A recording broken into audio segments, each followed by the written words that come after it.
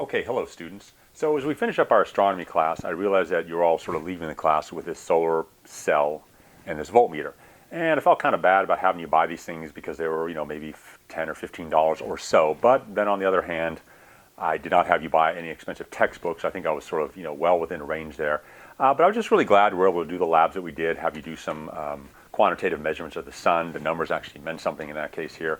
And so I just wanted to make this final video here to tell you, well, now that you own a solar panel and voltmeter, what can you do with them, or what else can you do with them? Do you really need to just sort of put them on your shelf, or is there other things you can do, particularly those of you that want to be teachers someday? Well, and the first thing that you would do with these, if you just didn't know what to do with them, is please give it to someone who is younger than you, maybe like a younger brother or sister or cousin or friend or something, who may be interested in science someday. Because even in this really basic application where you would just tell them, hey, just connect the red to the red and the black to the black, and when you hold the solar panel up to the light, telling them to put it on the right setting here, just what you did, the number gets bigger when it's brighter and it gets smaller when it's dimmer.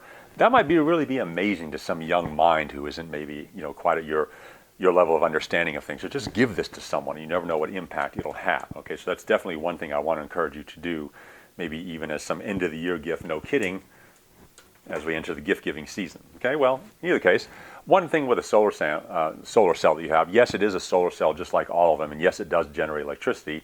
Here's a little LED right here that you can buy for a few pennies.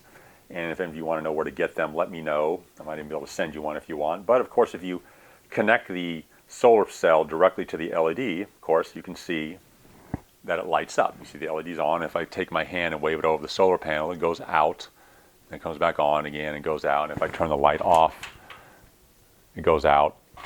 Turn it back on again, it comes on. And so it actually is generating electricity. And again, some youngster or someday might be interested in seeing this kind of thing. Okay? And of course, one of the challenges with energy is we obviously don't need the light on now because there's plenty of light on in the room.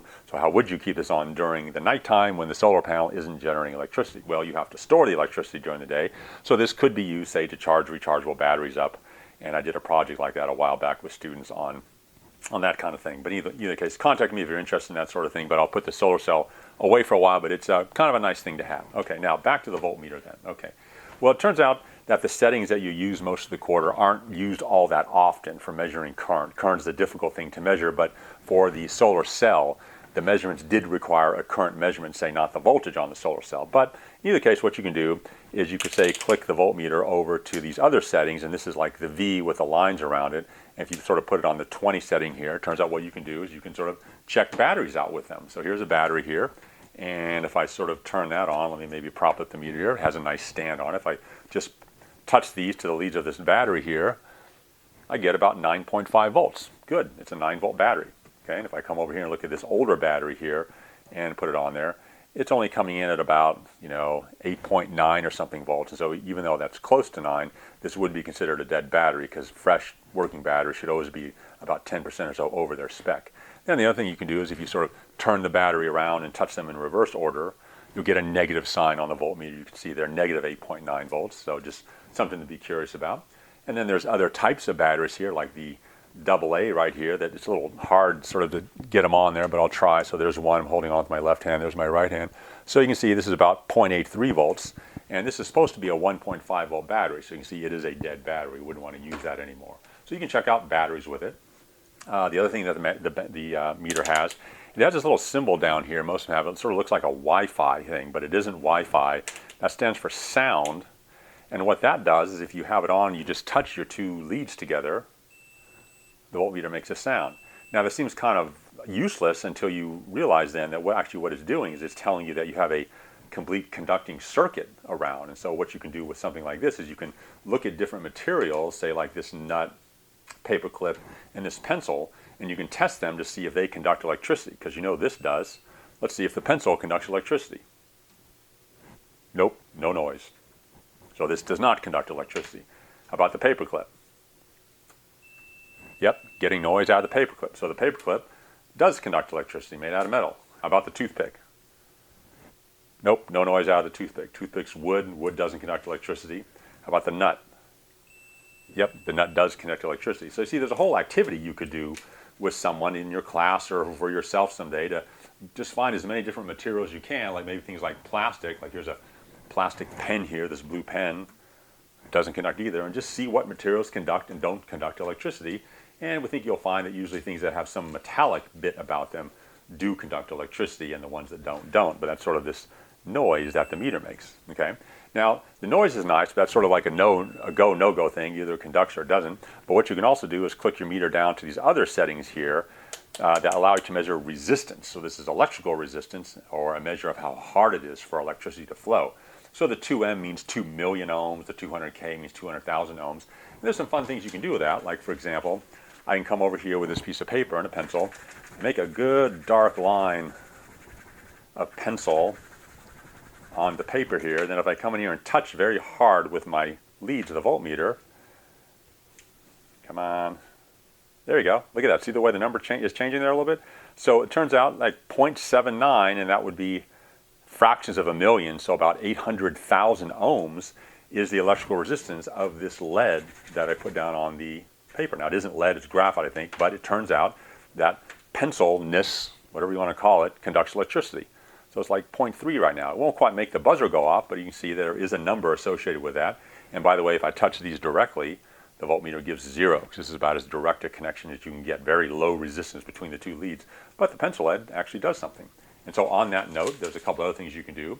For example, this is distilled water, and very purified, tastes awful, but if I put the voltmeter probes in them like this on the same setting here,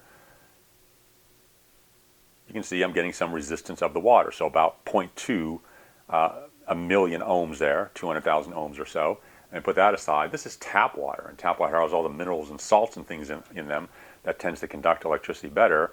And so you can see that the resistance is actually much lower in there, about 0.1 or something, about half. And so it turns out that's an electrical way you can characterize water. And indeed, water is characterized by its resistance. So you see total differences between distilled water and tap water. There's some dirt from my flower bed. Now I had to put a little water in it to make this work, but then if you can just come in here and hold it in the dirt, you see dirt also has resistance. And this is indeed how, when you can tell when it's time to water your plant, you can characterize the soil by how wet or dry it is based on the resistance that your meter gives. That's kind of neat also, so some dirt there. Okay, and lastly, what about me? Okay, so I'll just take both leads and pinch them between my two hands like this. Look at that, 1.4, 1.3 million ohms is what I have a resistance of.